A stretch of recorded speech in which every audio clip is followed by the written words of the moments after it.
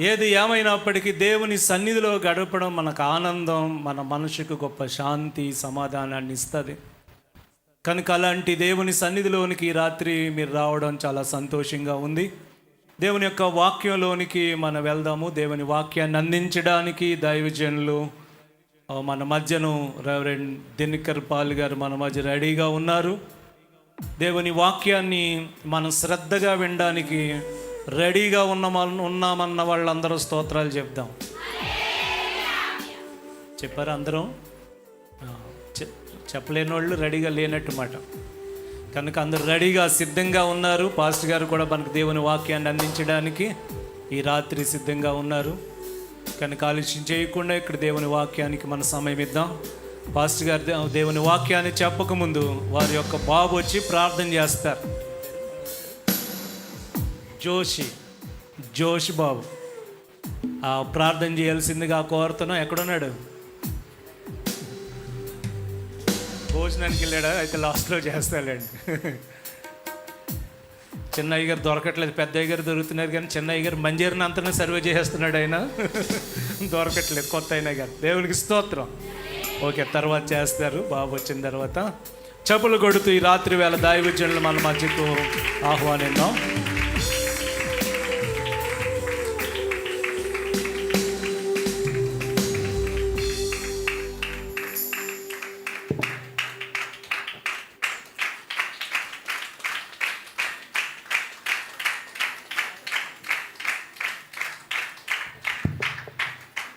స్తోత్రం. హల్లెలూయా, హల్లెలూయా.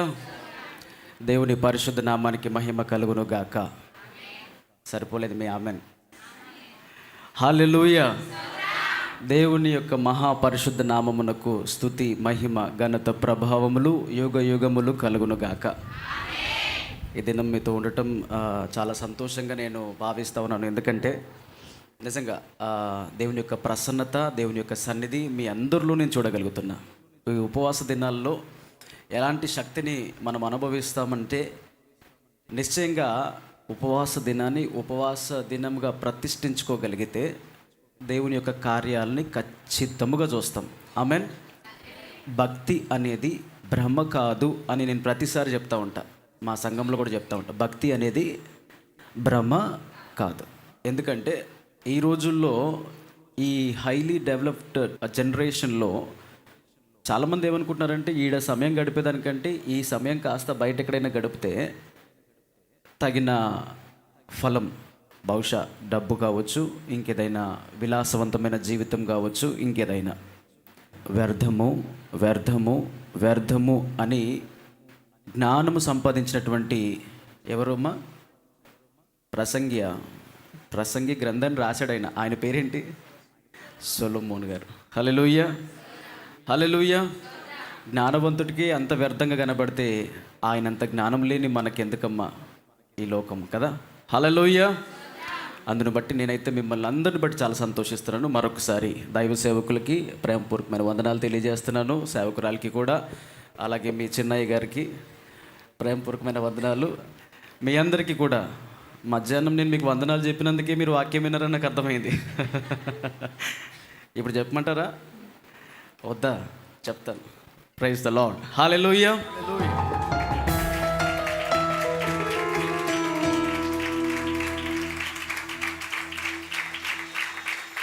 దేవుని పరిశుద్ధ నామానికి మహిమ కలుగును గాక. ఆమెన్. హల్లెలూయా, హల్లెలూయా. ఒకసారి బిగ్గరగా రెండు చేతులు పైకెత్తి దేవునికి స్తోత్రం చెప్దామా? దేవునికి మహిమ కలుగును గాక. ఉదయకాలం వాక్యము అందరూ బాగా విన్నారండి. నేను చెప్పాను కదా టీచర్లుగా మిమ్మల్ని అడుగుతానని. ఆ 4 పాయింట్లు గుర్తున్నాయా? దేవుని యొక్క మర్మములను మనము తెలుసుకోవాలంటే మనం చేయాల్సిన 4 పనులు మీకు గుర్తున్నాయా? ఏంటండి? ఫస్ట్, ప్రైజ్ గాడ్, యథార్థత. రెండవది ప్రార్థన. మూడవది వాక్య ధ్యానం. నాలుగవది సహవాసం. ఎంత గొప్పగా విన్నారండి మీరు వాక్యం. మీరందరూ సిద్ధంగా ఉన్నారంటే నేను వాక్యంలోకి వెళ్తా. ఎందుకో తెలుసా? మీరు వాక్యం చెప్పే పరిస్థితుల్లో సడన్గా అటు ఇటు కానీ కదిలేరనుకోండి, మీరు డిస్టర్బ్ అయింది కాక పక్కన వాళ్ళని డిస్టర్బ్ చేస్తారు. ఆ డిస్టర్బెన్స్ కాస్త మహాభయంకరమైన అనర్థాలకు దారితీస్తుంది. ఎలాగో చెప్పమంటారా? ఒక ఆవిడికి పెళ్లి చేయాలని తల్లిదండ్రులు చాలా ఆశపడ్డారంటండి. ఏం చేయాలని? పెళ్లి చేయాలని చాలా ఆశపడ్డారంట. అమ్మ పెళ్లి చేసుకోవమ్మ తల్లి, వయసు అయిపోతుంది, తొందరగా పెళ్లి చేసుకోవమ్మా అని అడిగారంట. ఆవిడ అన్నదంట, లేదు లేదు లేదు, నేను పెళ్ళి ఎప్పుడు చేసుకుంటానంటే సెటిల్ అయిన తర్వాత చేసుకుంటాను అంటుందంట ఆవిడ. ఇంకేం సెటిల్ అవుతామో, ఆల్రెడీ 25 దాటింది, 26 దాటింది, 30 దగ్గరకు వచ్చేసింది, ఏంటి సెటిల్ అంటే, లేదమ్మా సెటిల్ అయిన తర్వాత చేసుకుంటాను అనిందంట. ఒకరోజు ఇట్లే అయ్యగారు ఉపవాస ప్రార్థనలో వాక్యం చెప్తా ఉంటే, ఉపవాస ప్రార్థనలు కదా అని మందిరానికి వెళ్ళిందంట. వెళ్ళి మందిరంలో కూర్చొని వాక్యం విన్న తర్వాత ఆ రాత్రికాల సమయంలోనే ఇంటికి వెళ్ళిపోయి, ఏంటి రవి, ఆ రాత్రికాల సమయంలో ఇంటికి వెళ్ళిపోయి అవి ఏమన్నది, అమ్మా నాన్న మీకు ఒక శుభవార్త, నేను పెళ్లి చేసుకుంటా, నా మనసు మారింది, నేను పెళ్లి చేసుకో. అయ్యగారు ఏం చెప్పు ఉంటాడండి? ఈవిడికి పెళ్లి మీద ఆలోచన ఎందుకు పుట్టిందండి? హల్లెలూయా. నేను పెళ్లి చేసుకుంటా అంటే, సరే ఎట్లాగో అట్లా నీకు మనసు కుదిరింది కదా, అది చాలని చెప్పేసి టక్క టక్క టక్క టక్క వాళ్ళ దగ్గర ఉన్న ఒక బండెల్ ఫొటోస్ తీసేసి, ఇదిగో ఈ అబ్బాయి కావాలా, ఇదిగో పలానా ఉద్యోగం చేస్తాడు, ఈ అబ్బాయి కావాలా, పలానా ఉద్యోగం చేస్తాడు, ఈ అబ్బాయి ముక్కు చూడు చాలా అందంగా ఉంది, ఈ అబ్బాయి మూతి చూడు చాలా అందంగా ఉంది, ఇతని జుట్టు చూడు చాలా అందంగా ఉంది, ఒక్కొక్కరు ఫోటోలు చూపిస్తుంటే, సస్సమేర వీళ్ళెవ్వరు కూడా నాకు వద్దు అంటుంది. అదేంటమ్మా అంటే, అమ్మ ఒక చిన్న సీక్రెట్, ఆ సీక్రెట్ ఎప్పుడు చెప్తా అంటే, నా పెళ్ళయి 6 నెలలు అయినాక చెప్తాను, కానీ అసలు సంగతి ఏంటంటే నాకు బట్ట తలున్నోడు కావాలా అని అడిగిందంట. ఇదేం వ్యత్యాసమైన కోరిక అండి? బట్ట తలున్నోడిని ఎందుకు కోరుకుంటారు అమ్మాయిలు? రైట్, ఎందుకు ఆమె కోరుకుంది. సరే నువ్వు పెళ్లి చేసుకుందే కావాలి బాబు మాకు అని చెప్పేసి వెంటనే వాళ్ళందరూ కలిసి ఒక మంచి సాఫ్ట్ బట్ట, ఎలాంటి బట్టమ్మా, దాదాపు 1 ఎకరం పోయినటువంటి బట్ట వ్యక్తిని తీసుకొచ్చి ఆవిడికి పెళ్లి చేశారండి. పెళ్లి చేసిన తర్వాత ఏం జరిగిందో తెలుసా? 1 నెల గడిచిపోయింది. జీవితంలో ఏదో అద్భుతం చెప్తే, అయ్యగారు ఏమన్నాడు, బట్టతలో నుండి పెళ్లి చేసుకుంటే జీవితం చాలా అద్భుతంగా మార్చబడుతుంది, జీవితంలో అసలు ఊహించని గొప్ప ఆనందాలు అనుభవిస్తామని చెప్పాడు కదా. అయ్యగారి మాట అబద్ధం అవుతుందా? అవుతుందమ్మా? అవ్వదు కదా. అయ్యగారితో ఎవరు మాట్లాడతారు? అయ్యగారిలో నుండి దేవుడు మాట్లాడతాడు. అస్సలు కాదు. ఇంకొక నెల ఓపిక పడదాం. 2 నెలలు అయింది, వీపు పగలు కొడుతున్నాడు సార్. 3 నెలలు అయింది, అయ్యో బాబోయ్ భోజనం కూడా పెట్టట్లే. 6 నెలలు అయింది, అయ్యగారు చెప్పినటువంటి గడువు వచ్చేసింది. మీరు అనుకుంటున్నారు నిజంగా ఏమైనా అద్భుతం జరిగిందని? ఏం జరగలే, కొడుతూనే ఉన్నాడు సార్. ఇలా జరుగుతూ జరుగుతూ జరుగుతూ వచ్చగా, సరే అయ్యగారి మాటని ఎందుకు కాదందాం, ఇంకొక 6 నెలలు ఓపిక పడదామని 1 సంవత్సరం ఓపిక పట్టిందండి. ఆ తర్వాత ఆవిడకి చాలా కోపం వచ్చేసింది. అయ్యగారు ఇలాగే చెప్తాడు, అయ్యగారి మాటలు అంటే మేము అందరం చాలా విశ్వాసంతో నమ్ముతాం కదా, అయ్యగారి మాటలకు అసలు ఏమాత్రం కూడా అర్థం లేకుండా పోతుంది. ఈ రోజున నేను పోయి అయ్యగారిని అసలు ఒక్కసారి దులిపోస్తాను అని బయలుదేరిందంట. ఏమ్మా, అయ్యగారిని ఒకసారి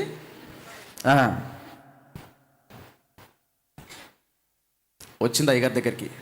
మీకు తెలుసా, మీతో చెప్పలే, వెనకాల మా పురుషులతో చెప్తాను. అమ్మాయిలకు ఒక అలవాటు ఉందండి, మీకు తెలుసా? వాళ్ళకి ఇష్టమైనటువంటి ఏమైనా కార్యాలు జరిగాయి అనుకోండి, ఆ డేటు, ఆ టైము, ఆ రోజు చక్కగా రాసి పెట్టుకుంటారు వాళ్ళు.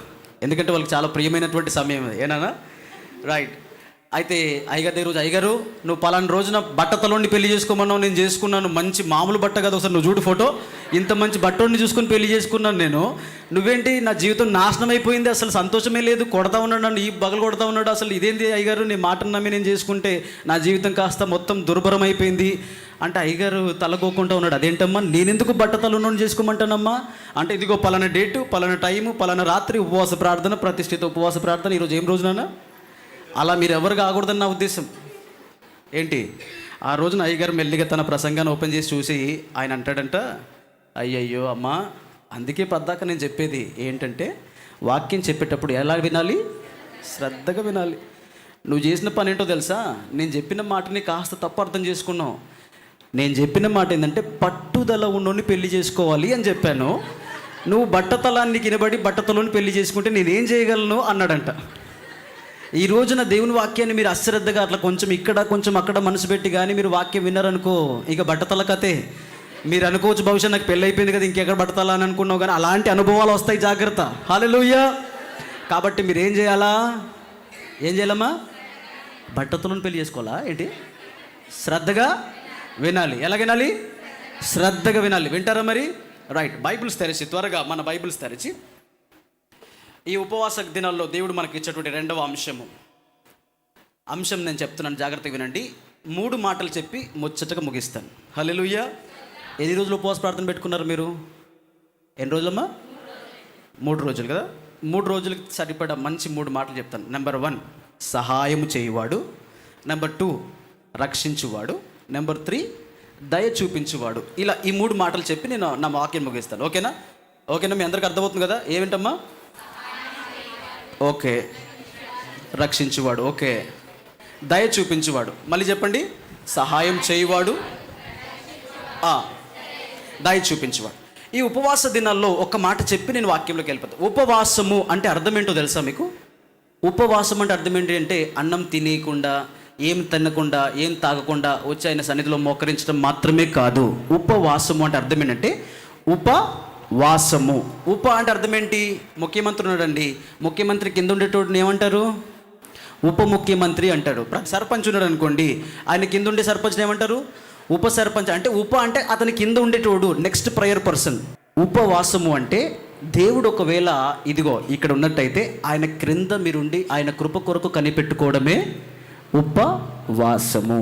అనగా ఆయన క్రింద మీరుండి మీరు ప్రార్థన చేస్తూ ఉంటే, ఆయన కింద మీరుండి ఆ వాక్య ధ్యానం చేస్తూ ఉంటే, ఆయన కింద ఉండి ఆయన సన్నిధిలో మీరు వాక్యాన్ని శ్రద్ధగా వింటూ ఉంటే, ఎందుకండి దేవుడు మీ ప్రార్థనలు ఆలకించాడు? బైబిల్స్ తెరచి సమూయేలు మొదటి గ్రంథము 7వ అధ్యాయము 6వ వచనం చదవండి.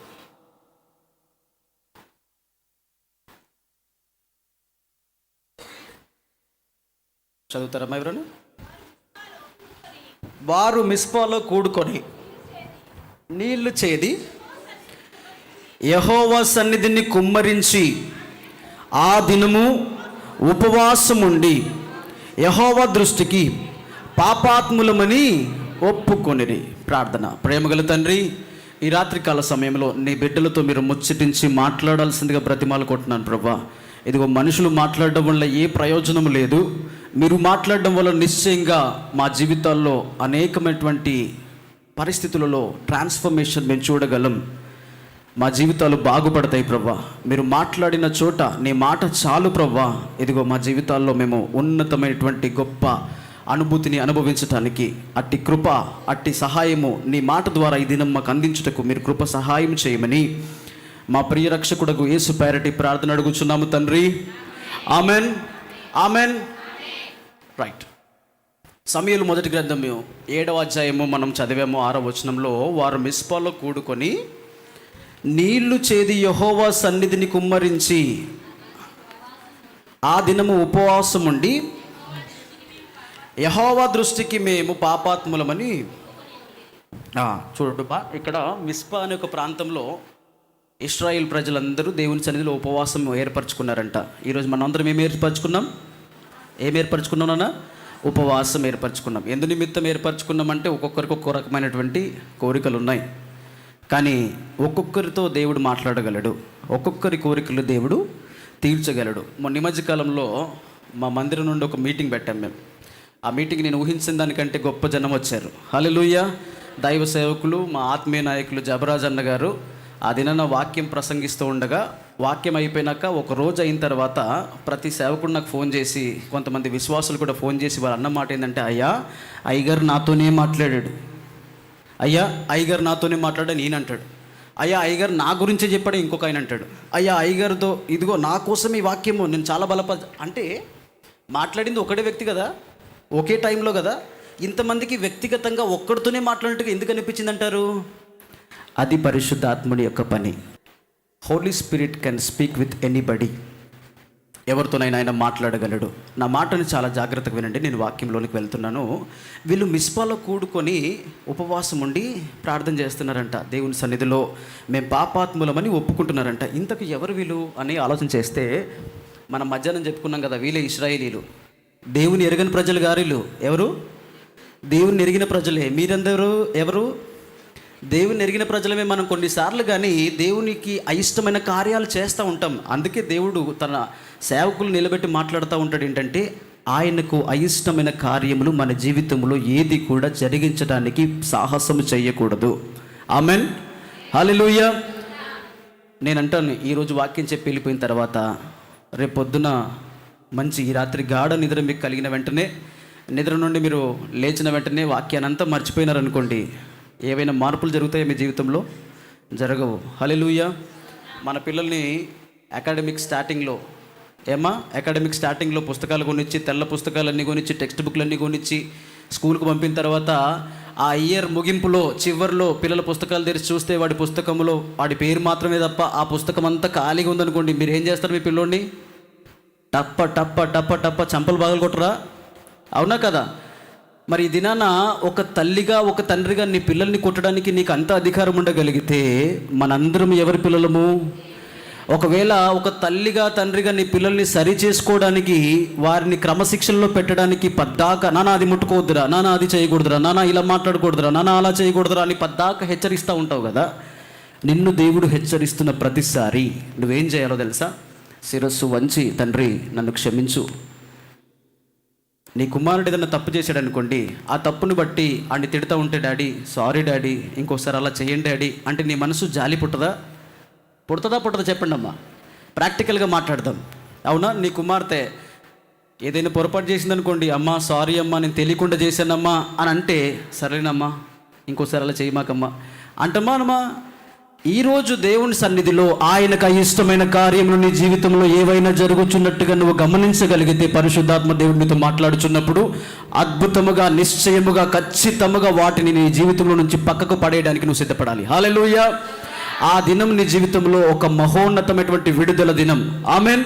ఉపవాసాలు ఎందుకు పెట్టుకుంటామంటే, ఉపవాసాలలో మన జీవితంలో విడుదల కార్యాలు జరగాలి. ఉపవాసాల్లో మన జీవితంలో అద్భుతమైనటువంటి ఆశీర్వాదాలు ప్రారంభించబడాలి.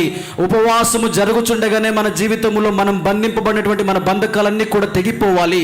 ఉపవాస ప్రార్థనలు ముగించడం కంటే మునిపే దేవుని ఉద్దేశములు మన జీవితంలో బయలుపరచబడాలి. అందుకోసమే మనం ఉపవాసాలు చేస్తాం. హల్లెలూయా! ప్రియ దేవుని బిడ్డలారా, ఇక్కడ బైబిల్లో కూడా వీరు ఉపవాసము ప్రతిష్ఠించుకున్నారు. ఎక్కడ? మిస్పా అనే ఒక ప్రాంతంలో. ఈ మాటలు మీకు ఇంకొంచెం బాగా అర్థం కావాలంటే, ఈ మిస్పా అనే ప్రాంతం ఎక్కడ ఉందో తెలుసా అండి మీకు? మిస్పా అనేటువంటి ప్రాంతము యెరూషలేముకు ఉత్తర భాగాన మిస్పా అనే ప్రాంతం ఉంది. అక్కడ చాలాసార్లు ఏం జరిగిందంటే, కొన్ని అనుభవాలు నేను మీకు వరుసగా వాక్యం వెళ్తున్న కొద్ది చెప్తా ఉంటాను. ఒక మాటలు చెప్పాలంటే, మిస్పా అనేది చాలా ప్రాముఖ్యమైనటువంటి ప్రదేశం. ఎవరికి? ఇశ్రాయేలీలకి. ఎందుకంటే వారి నిబంధనను పునరుద్ధరించుకోవడానికి కూడా అందరూ, ఇంకో మాటలు చెప్పాలంటే ఒక భయంకరమైన శ్రమ ఎదురైంది. అందరూ 12 గోత్రములు అందరూ కూడా ఆ స్థలంలో ఐక్యపరచబడ్డారు. ఆమెన్. అది మిస్పా యొక్క ప్రత్యేకత. అయితే ఈ మిస్పా అనే ప్రాంతంలో ఉపవాసము ప్రతిష్ఠించుకోవడం గల కారణం ఏంటి అని వాక్యాన్ని మనం చూడగలిగితే, దేవుని బిడ్డలారా, మన బైబిల్స్ తెరిచి మనం చదివినటువంటి ఆ 7వ అధ్యాయము 3వ వచనం చదవండి. సమూయేలు ఇశ్రాయేలీలతో ఇట్లా, నేను మీ పూర్ణ హృదయముతో యెహోవా యొద్దకు మీరు మల్లుకొనిన ఎడల అన్య దేవతలను, అస్తారోతు దేవతలను మీ మధ్య నుండి తీసివేసి పట్టుదల కలిగి యెహోవా తట్టు మీ హృదయములను త్రిప్పి ఆయనను సేవించుడి. అప్పుడు ఆయన ఫిలిస్తీయుల చేతిలో నుండి మిమ్మును విడిపించును. ప్రియ దైవ సంగమా, నా మాట ఆలకించండి. ప్రవక్త అయినటువంటి సమూయేలు ఇశ్రాయేలు ప్రజలను ఉద్దేశిస్తూ అంటాడు, మీరు దయచేసి మీ మధ్యలో ఉన్నటువంటి ఆ దేవతలన్నిటిని విడిచిపెట్టండి. ఆ దేవతలను, ఒక మాట అంటానమ్మా, దేవుని బిడ్డలైనటువంటి వారు, దేవుని యొక్క అద్భుతములు అనుభవించిన వారు, దేవుని యొక్క మహత్కార్యములు, ఇప్పుడు యేసుప్రభుని మీరు ఎవరైనా చూసారంటే ఇక్కడ చేసిన కార్యాలని వింటూనే మనం విశ్వాసం ద్వారా బ్రతుకుతున్నాం. పలానా టైంలో యేసుప్రభు ఈ కార్యాలు చేశాడంట అని వింటూ ఆ విశ్వాసంలో బ్రతుకుతున్న మనకి ఇంత గొప్ప విశ్వాస ప్రయాణం జరుగుతూ ఉంటే, ఆయన పరిశుద్ధ దేవుడు వారిలో సంచారం చేస్తూ గొప్ప కార్యములు వారి జీవితంలో జరిగిస్తుంటే వీళ్ళు ఎంత జాగ్రత్తగా ఉండాలి. కానీ వీళ్ళు ఏం చేస్తున్నారంటే, దేవునికి అయిష్టమైనటువంటి కార్యములు, విగ్రహారాధనలు వాళ్ళు మొదలు పెట్టేశారంట. అస్తారోతు చూడండి, ఆ దేవతలను కూడా వీళ్ళు మధ్యలో పెట్టుకొని పూజలు చేస్తున్నారంట. ఈ మాటలు మనకి ఎక్కడ కనబడతాయంటే, న్యాయాధిపతుల గ్రంథం, దయచేసి మీ బైబిల్స్ తెరిచి 2వ అధ్యాయము 11వ వచనం చదువుదాం. న్యాయాధిపతుల గ్రంథము 2వ అధ్యాయము 11వ వచనం. ఇశ్రాయేలీలు యెహోవా కనుల ఎదుట కీడు చేసి ఐగుప్తుల నుండి వారిని రప్పించిన తమ పితరుల దేవుడైన యెహోవాను విసర్జించి బయలు దేవతలను పూజించి, దేవుని బిడ్డలైన వారు వీళ్ళు ఎవరిని పూజిస్తున్నారంట? అన్య దేవతలను పూజిస్తూ తమ చుట్టూ నుండి జనుల దేవతలలో ఇతర దేవతలను అనుసరించి వాటికి నమస్కరించి యెహోవాకి ఏం పుట్టించారంటమ్మా? కోపం పుట్టించారంట. వారు యెహోవాను విసర్జించి బయలును అస్తారోతును పూజించారు. చూసారా, దేవునికి కోపము పుట్టించేంత భయంకరమైన పనులు ఎవరు చేస్తున్నారమ్మా? అన్యులు చేసినారంటే పర్వాలేదు, కానీ వాళ్ళకి దేవుని యొక్క మహత్యం గురించి, దేవుని యొక్క సన్నిధి గురించి వాళ్ళకి తెలియదు. కాబట్టి దేవుని ప్రజలై దేవుని యొక్క కృపను అనుభవించి దేవుని యొక్క అద్భుతములను అనుభవించిన వారు ఇప్పుడు వీళ్ళు ఏం చేస్తున్నారు? దేవుని విడిచి అన్ని దేవతల్ని పూజిస్తూ ఉంటే దేవుడికి కోపం వస్తుందా రాదా? వారిని ప్రేమించి దాసత్యముల నుంచి బయటకు తీసుకొచ్చి వారి మధ్యలో గొప్ప కార్యములు చేసి, ఆకలైనప్పుడు ఆహారాన్ని పెట్టి, దాహమైనప్పుడు బండ నుండి నీళ్ళు ఇచ్చి, చేదైనటువంటి జలములకు ఒక చిన్న కొమ్మబడేగానే ఏమైనవి మధురమైనటువంటి నీరుగా మార్చేసేటువంటి దేవుడు. ఇంత అద్భుత కార్యములు చేసి నేను వారికి తండ్రినై ఉన్నాను, వారు నాకు ప్రజలై ఉన్నారని దేవుడు వారిని దాసత్యం నుంచి బయటకు తీసుకొస్తే వీళ్ళు పోయి ఇంకొక తండ్రిని పూజిస్తున్నారంట. దేవుడి కోపం వచ్చేసింది. ఆ కోపం వలన దేవుడు భయంకరమైనటువంటి కష్టాలు, భయంకరమైనటువంటి శ్రమలు వారిని పెట్టని ఉద్దేశించాడు. కానీ ఇక్కడ సమూయేలు గారు ఒక గొప్ప పని చేశారు. ఏంటంటే వారు మిస్పాలో కూడుకొని, ఎవరి మాట వలన? అంతటా సమూయేలు 5వ వచనం చదువుతున్నాను. ఇశ్రాయేలులందరినీ మిస్పాకు పిలువనంపుడి, నేను మీ పక్షమున యెహోవాను ప్రార్థన చేతునని చెప్పగా వారందరూ మిస్పాలో కూడుకొని ఉపవాసం చేశారు. హల్లెలూయా. అయితే ఏం జరిగిందో చెప్పమంటారండి? ఈ ఫిలిస్తీన్లు అనేటువంటి ఎవరైతే వీళ్ళు ఉన్నారో శత్రువులు, నా మాట చూడండి, అందరు నా వైపు చూడండి అమ్మా. ఈ ఫిలిస్తీన్లు దేవుని మందసాన్ని ఎత్తుకెళ్ళిపోయారండి. 5వ అధ్యాయంలో మనకు కనబడతా ఉంటుంది. అవునా? దేవుని మందసం ఎత్తుకుపోయిన వెంటనే వారి జీవితంలో ఒక భయంకరమైనటువంటి పరిస్థితి ఎదురైంది. అదేంటో తెలుసా మీకు? ఆ మందసాన్ని ఎత్తుకుపోయినటువంటి వీరందరి జీవితంలో ఒక భయంకరమైనటువంటి శ్రమ. అదేంటంటే వారికి 5వ అధ్యాయంలో చూడండి మీరు, ఫిలిస్తీన్లు దేవుని మందసమును పట్టుకొని ఎబెనేజర్ నుండి అష్డోదునకు తీసుకొని వచ్చిన తర్వాత 6వ వచనం చదువుతున్నాను. యెహోవా హస్తము అష్డోదు వారి మీద భారముగా ఉండెను, అష్డోదు వారిని దాని సరిహద్దుల్లో ఉన్న వారిని ఆయన గడ్డల రోగము చేత మొత్తి హతము చేశాడంట. హల్లెలూయా. దేవుని సన్నిధి ఉండకూడని చోట ఉన్న కారణమును బట్టి దేవుని, నా వైపు చూడండి అందరూ, దేవుని సన్నిధి ఉండకూడని చోట ఆ దేవుని సన్నిధిని పెట్టుకున్న కారణమును బట్టి ఈ అష్డోదు వారు మాత్రమే కాదు, గాదు, ఎక్రోను వారికి, వీరందరికీ కూడా ఏం కలిగినాయంట? భయంకరమైనటువంటి గడ్డలు కలిగి హతమైపోయినారంట. నేనేమంటానంటే దేవుని యొక్క సన్నిధి ఎక్కడ ఉండాలి? ఈ ఫిలిస్తీన్లు దాన్ని పట్టుకెళ్ళిపోయి వాళ్ళ దగ్గర పెట్టుకుంటే అది వారికి క్షేమం అవుతుంది అనుకున్నారు, కానీ ఏమైంది? కీడుగా మార్చబడి చచ్చిపోయారు. మీరు ఒకవేళ 6వ అధ్యాయానికి వచ్చినట్టయితే ఇక్కడ ఇంకొక భయంకరమైన సన్నివేశం జరుగుతూ ఉంటుంది. 19వ వచనం నేను చదువుతున్నాను. బెస్తమేషు వారు యెహోవా మందసమును తెరచి చూడగా దేవుడు వారిని హతము చేసి ఆ జనులలో ఎంతమంది చూడండి ఒకసారి, 50,070 మందిని మొత్తెను. ఎంతమంది చచ్చిపోయారంట? ఈ దేవుని మందసములో ఏముందో చూద్దామని ఇలా ఓపెన్ చేశారంట. వాళ్ళు ఏమయ్యారు? చచ్చిపోయారు. దేవుని మందసము అంటే అర్థం ఏంటంటే దేవుని సన్నిధి. మందసము అనేది దేవుని సన్నిధి కదా. ఈ సన్నిధి ఉండాల్సినటువంటి స్థలంలో ఉంటేనే మనకు క్షేమము. బైబిల్లో రాయబడ్డది, చీకటికి వెలుగుకి సాంగత్యం ఏమైనా ఉన్నదా? నువ్వు కొన్ని చీకటి కార్యాలు చేస్తున్నావు అనుకుందాం, అందులో దేవుణ్ణి పూజిస్తున్నావు అనుకుందాం. ఒకవేళ దేవుని సన్నిధి నీలో ఉండగా కూడా కొన్ని పాపపు కార్యాల కోసం నువ్వు పరుగులు తీస్తున్నావంటే, ఇదిగో ఆనాడు భయంకరమైనటువంటి శోధన ఎదుర్కొన్నటువంటి ఈ ప్రజల వలె, ఫిలిస్తీయుల వలె నీ జీవితంలో భయంకరమైనటువంటి శోధనలు కూడా దేవుడు పంపగలడు. ఎప్పుడు కూడా దేవుడు మనం దీవించేవాడే, ఆశీర్వదించేవాడే మాత్రమే కాదు, అక్రమము చేయువారులారా నా యొద్ద నుండి మీరు తొలగిపోండి అంటాడు దేవుడు. హల్లెలూయా. సంగమా, దేవుడు మిమ్మల్ని చాలా ప్రేమిస్తూ చెప్తున్నాడు. దేవునికి అయిష్టమైన కార్యాలు మనలో ఏమైనా ఉన్నాయా చూద్దాం. ఫిలిస్తీయులు దేవుని సన్నిధిని వారిలో పెట్టుకున్న కారణాన్ని బట్టి హతమైపోయారు. సరే, మొత్తానికి 7వ అధ్యాయానికి వచ్చేసరికి జరిగిన సంఘటన ఏంటంటే వీరందరూ ఒక విషయాన్ని తెలుసుకొని ఉపవాసం పెట్టుకున్నారు. ఈరోజు మనమందరం ఏం పెట్టుకున్నాం నాన్న? ఉపవాసం పెట్టుకున్నామా? ఎందుకోసం పెట్టుకున్నారు ఉపవాసం? మీరు నాకు చెప్పాల్సిన పని లేదు, మీ మాటని దేవుడు వింటున్నాడు. ఒక సేవకుడిగా నేను కోరుకుంటున్నాను, ఏదైతే మీరు ఈ దినం దేవుని సన్నిధిలో మీరు అడగబోతున్నారో నిశ్చయముగా నా దేవుడు ఆకాశములో నుండి మీకు ఆ కృపను విడుదల చేయునుగాక. హల్లెలూయా, హల్లెలూయా. స్వరమెత్తి బిగ్గరగా చెప్దాం, హల్లెలూయా. నేనంటాను, ఏ భయంకరమైనటువంటి దుఃఖము, ఏ భయంకరమైనటువంటి పరిస్థితి నిన్ను వెనక్కి లాగుతుందో, ఈరోజు నా దేవుని సన్నిధిలో దేవునికి అయిష్టమైన కార్యాలు నీ జీవితంలో ఏదైనా జరుగుతున్నట్టుగా నువ్వు గుర్తిస్తే, పరిశుద్ధాత్మ దేవుడు నీకు జ్ఞాపకము చేస్తే దాన్ని ఒక క్షణం పక్కన పెట్టేసేయి. దేవుని మహాకృప, మహోన్నతమైన కృప. ఎంత ఉన్నతమైన కృప అంటే అసలు సముద్రమును మనం కొలవగలమా? కొలవగలమండి? అంత మహోన్నతమైనటువంటి దేవుని కృపను దేవుడు మీకు దయచేయగలడు. హల్లెలూయా, హల్లెలూయా, హల్లెలూయా. నిజమే, ఇశ్రాయేలీయులు భయంకరమైనటువంటి పొరపాటు చేశారు. దేవునికి అయిష్టమైన కార్యాలు, వేరే దేవతలను పూజ చేస్తే వీరు ఉపవాసం పెట్టుకొని ప్రార్థన చేసిన కారణాన్ని బట్టి దయచేసి మీరు చదవండి, 12వ వచనం చదవండి. అప్పుడు సమూయేలు ఒక రాయి తీసి మిస్పాకును షేనుకును మధ్యలో దానిని నిలిపి, ఇంతవరకు యెహోవా మనకు సహాయము చేసెనని దానికి ఏం పేరు పెట్టాడమ్మా? చెప్పాలి, ఏం పేరు పెట్టాడు? ఎబినేజర్ అని పేరు పెట్టాడు. ఎబినేజర్ అంటే అర్థం ఏంటో మీకు కింద కనబడుతుంది చూడండి, సహాయము చేయువాడు. హల్లెలూయా.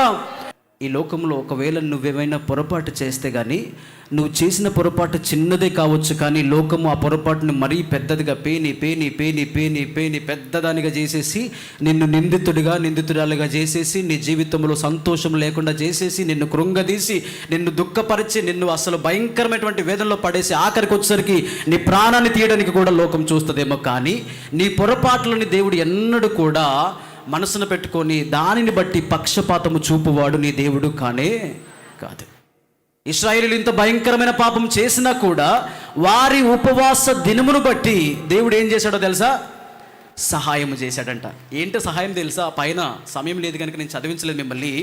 ఈసారి ఫిలిస్తీన్లు వచ్చారు, దెబ్బకి ఓడిపోయారు. హల్లెలూయా, హల్లెలూయా, హల్లెలూయా. అయితే యెహోవా దినమున ఫిలిస్తీన్ల మీద మెండుగా ఉరుములు ఉరిమించి, ఇక్కడ ఎవరి శక్తి అంటారు? ఇది ఇశ్రాయేలీయుల శక్తి. అంతకుముందు ఇశ్రాయేలుని తాట తీసి పడేశారు ఎవరు? ఫిలిస్తీన్లు. ఎవరమ్మా? ఈ శత్రు సమూహము ఇశ్రాయేలుని గజ గజ గజ గజ వణికిస్తే, ఇప్పుడు వీరు ప్రార్థన చేసిన కారణమును బట్టి ఏం జరిగిందో తెలుసా? అయితే యెహోవా ఆ దినమున ఫిలిస్తీయుల మీద, ఎవరంట? యెహోవానా ఇశ్రాయేలీలా? యెహోవానా ఇశ్రాయేలీలా? చెప్పాలి, యెహోవానా ఇశ్రాయేలీలా? యెహోవా. ఒకవేళ నువ్వు చిన్న ప్రార్థన చేయగలిగితే చాలు, యుద్ధం నువ్వు చేయాల్సిన పని లేదు. ఎవరు చేస్తాడు? ఎవరు చేస్తారమ్మా? నీ పక్షమున దేవుడే యుద్ధం చేస్తాడు. ఒకవేళ దేవుడు నీ పక్షమున యుద్ధము చేయగలిగితే దానిని తట్టుకోగలిగినటువంటి నరుడు, దానిని తట్టుకోగలిగినటువంటి ఈ యుగ సంబంధమైనటువంటి దేవతలు, దానిని తట్టుకోగలిగినటువంటి మరి ఏ పరిస్థితి కూడా ఈ ప్రపంచంలో లేదుగాక లేదు. సహాయం చేయవాడు. ఆమేన్, హల్లెలూయా. నేను అంటాను, విగ్రహారాధన బహుశా మీరు చేయకపోయి ఉండొచ్చు, కానీ దేవునికి అయిష్టమైన కార్యము విగ్రహారాధన అయినప్పుడు మీ జీవితంలో దేవునికి అయిష్టమైనది ఏమైనా ఉన్నదా? ఒక్కసారి జ్ఞాపకం చేసుకుందాం.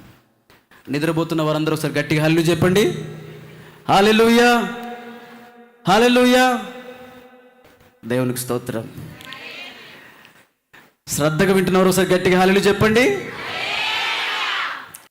సహాయము చేయువాడిగా దేవుడు మారిపోయాడు.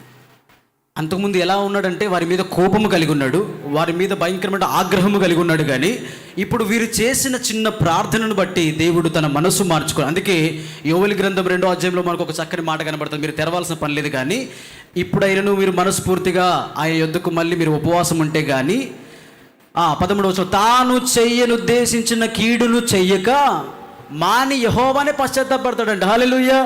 ఒకవేళ ఒక భయంకరమైన కీడు నీ పట్ల సమీపించుకునేదేమో, జాగ్రత్త. ఆ కీడుని తప్పించుకోవడానికి దేవుడి సమయము ఈ ఉపవాస దినం నీ జీవితంలో పెట్టాడు. ఆమేన్.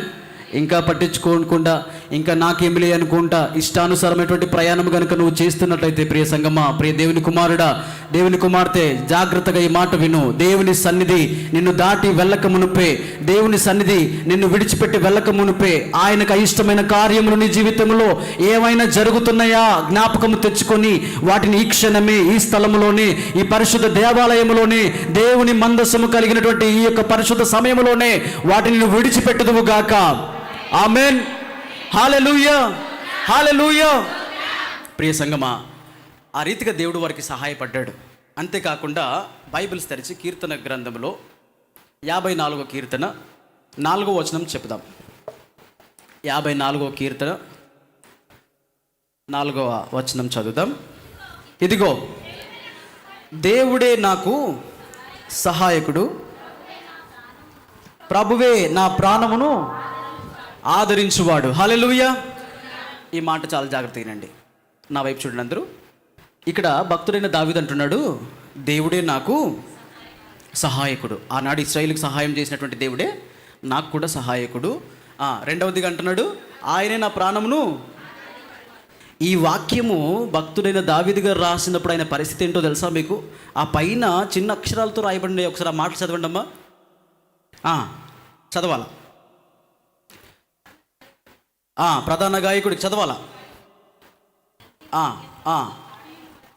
అమ్మ, జిఫీయులు వచ్చి,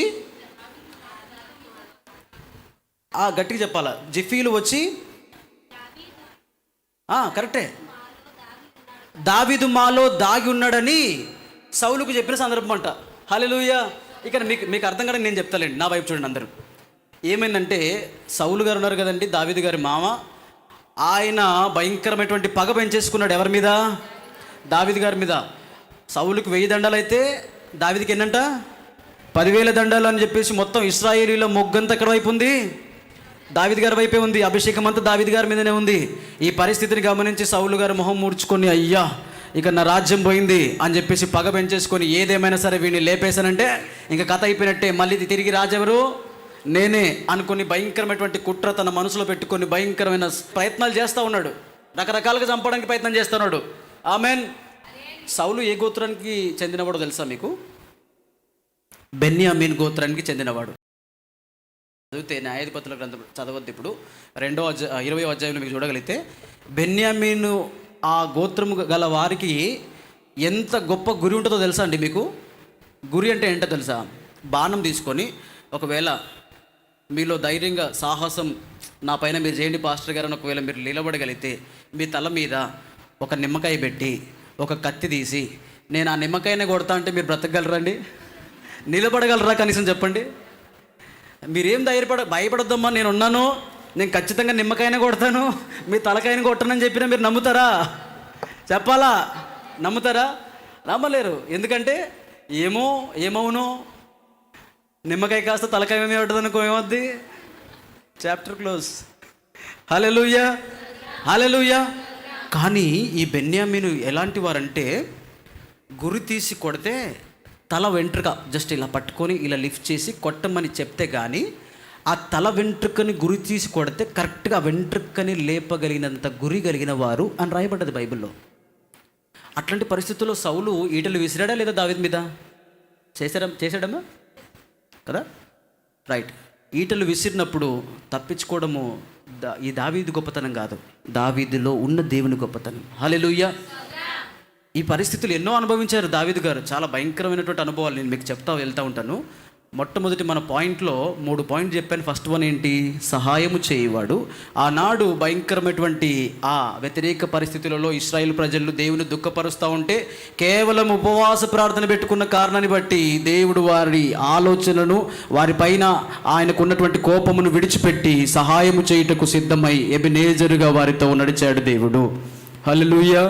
అంతేకాకుండా ఈ యొక్క దావీదు కీర్తన గ్రంథము 54వ అధ్యాయం 4వ వచనంలో రాసిన మాటని జ్ఞాపకం చేసుకుంటే, సంతోషకరమైన పరిస్థితులలో దావీదు ఈ మాటను రాయలేదు, చాలా దుఃఖకరమైన పరిస్థితుల్లోనే రాశాడు. ఏంటంటే, ఈ సౌలు భయం చేత పారిపోతూ ఈ జిఫీలు ఉన్నటువంటి ప్రాంతంలోనికి వెళ్ళిపోయాడంట.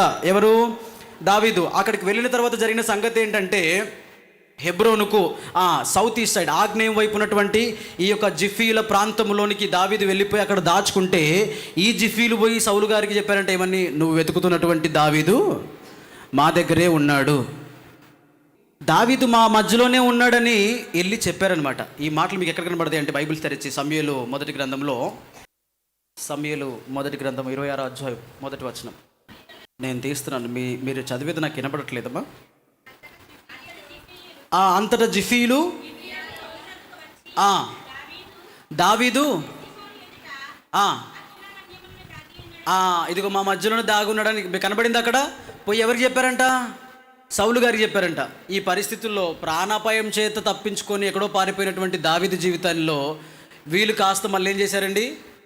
అదే పరిస్థితిని మళ్ళీ ఏర్పరిచారు. వీళ్ళు దావీదుని తీసుకెళ్ళి చంపేటట్టుగా చేశారనమాట. ఆ పరిస్థితుల్లో దావీదు అంటాడు, అయినా కూడా పర్వాలేదు, మనం చదివినటువంటి కీర్తనలో, ఇదిగో దేవుడే నాకు సహాయకుడు, ప్రభువే నా ప్రాణమునకు ఆదరించువాడు. హల్లెలూయా, హల్లెలూయా. నేనంటాను, ఏ పరిస్థితులలో నీ జీవితం ఈ రోజున్నదో నాకు తెలియదు, కానీ ఒక సేవకుడిగా దేవుని సన్నిధిలో నేను ప్రవచిస్తూ ప్రకటిస్తున్నాను, నువ్వు ఏ పరిస్థితులలో ఉన్నా నా దేవుని సహాయము నీ ప్రతి పరిస్థితిని మార్చగలదు. నీ ప్రతికూలమైనటువంటి పరిస్థితుల్లో దేవుని యొక్క మహాకృపను విడుదల చేయటం వలన నీ జీవితంలో నీవు అద్భుతములు చూడగలవు. జాగ్రత్తగా వినండి. సహాయము చేయుటకు దేవుడు మన పక్షమై ఉంటే మన జీవితంలో ఏది కూడా మనని దుఃఖపరచలేదు, ఏది కూడా మనను గాయపరచలేదు, ఏది కూడా మనను భయంకరమైనటువంటి శోధనలో పడవేయలేదు. ఆమెన్. భయంకరమైన శోధన ఎదురవుతున్నటువంటి పరిస్థితుల్లో కూడా దావీదు గారు దేవుడే నాకు సహాయకుడు అని చెప్పగలిగాడు. హెబ్రీయులకు రాసిన పత్రిక 13వ అధ్యాయం 6వ వచనం నేను చదువుతున్నాను. కాబట్టి ప్రభువు నాకు సహాయకుడు, నేను భయపడను, నరమాత్రుడు నన్నేమి చేయగలడు అని మంచి ధైర్యముతో చెప్పగలవారమై మనం ఉన్నాము అంటాడు హెబ్రీయులతో. ఆమెన్.